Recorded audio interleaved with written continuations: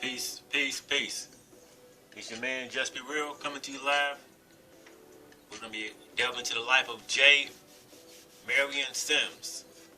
Marion Sims, this is the man right here. And he was a gynecologist. Alright? He was an American physician and a pioneer in the field of surgery, known as the father of modern gynecology. Alright? His most significant work was the development of a surgical technique for the repair of vaginal fistula. Alright? So you can read about this on your own. It says, Sims perfected his surgical techniques by operating without anesthesia on enslaved black women. Why are they always messing with black folks? Now, coming from this book right here again, the Women's Encyclopedia of Missing Secrets, she talks about it in this book as well. Let's go to it.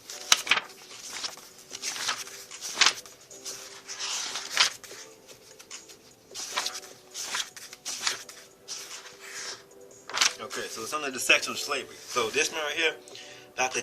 Marion Sims, right here, Dr. Marion Sims, okay, known as the American father of gynecology, just as they say right here. He was an American physician and a pioneer in the field of surgery, known as the father of modern gynecology. What else does it say? You see so we're going to see that Wikipedia can leave something out.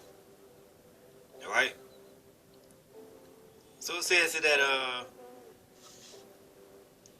let's see.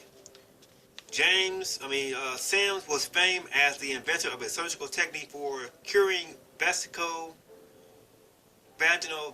fistula. He also performed hundreds of clitoris and ovaries to cure sex-related diseases in women. What is usually not told about his career is the way he developed his techniques. Before the Civil War, he kept women slaves in a disused jailhouse and made them his guinea pigs, performing hundreds of experimental and exploratory operations on them until they died off, one by one, and were replaced by fresh victims.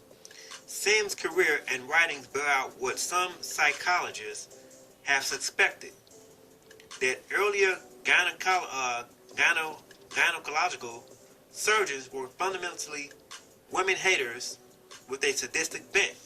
Now, let's see what else it goes on to say here. So it says that he had enslaved black women. So it says medical experiment on enslaved African American women. Let's go to it. Okay? Let's go. So it says that in the mid-19th century, gynecology was not a well-developed field. The practice of examining the female organs was considered repugnant by doctors. Quote, in medical school, doctors were often trained on dummies to deliver babies. They did not see their first clinical case of women until they began their practices. Sims had no formal background in gynecology prior to beginning his practice in Alabama. He remarked in his autobiography that, quote, if there was anything I hated, it was investigating the organs of the female pelvis. When a woman came to him with an injured pelvis and retroverted uterus from a fall from a horse, he placed her in a knee-chest position and inserted his finger into the vagina. This triggered a full distension of the vagina with air, allowing Sims to see the vagina clearly. The distension inspired him to investigate fistula treatment. Soon after, he developed a precursor to the modern speculum using a Petcher spoon and strategically placed mirrors.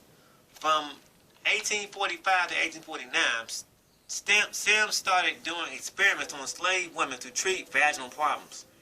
He added a secondary story to his hospital for a total of 8 beds. He developed techniques that have been the basis of modern vaginal surgery. A key component was silver wire, which he had a jeweler prepare. The Sims vaginal speculum aided in vaginal examination and surgery. So here this is some of the stuff that he used. This sick, twisted freak. It says in Montgomery, between 1845 and 1849, Sims conducted surgery on 12 enslaved women with fistulas in his backyard hospital. They were brought to him by their owners. Sims asked for patients with this fistula and succeeded in finding 6 or 7 women. Sims took responsibility for their care on the condition that the owners provide clothing and pay any taxes. Sims provided food. Once he purchased, expressly for the purpose of experimentation, when her master resisted Sims' solicitations. You see that? So you can read about this man on your own. This is this man. He was a gynecologist. This white man, J. Marion Sims. Okay? This sick, twisted freak. So it's not gonna be a long video, but I'm about to come right back and do a part 1 on the AIDS virus, because it's really talked about. People really don't know how the AIDS virus came about. There's so many theories out here. We're gonna come with factual, evidential proof on the AIDS virus. How is it a man-made virus? What? We're gonna see. All right. So with that being said, I say peace, and I'll see you on the next vid.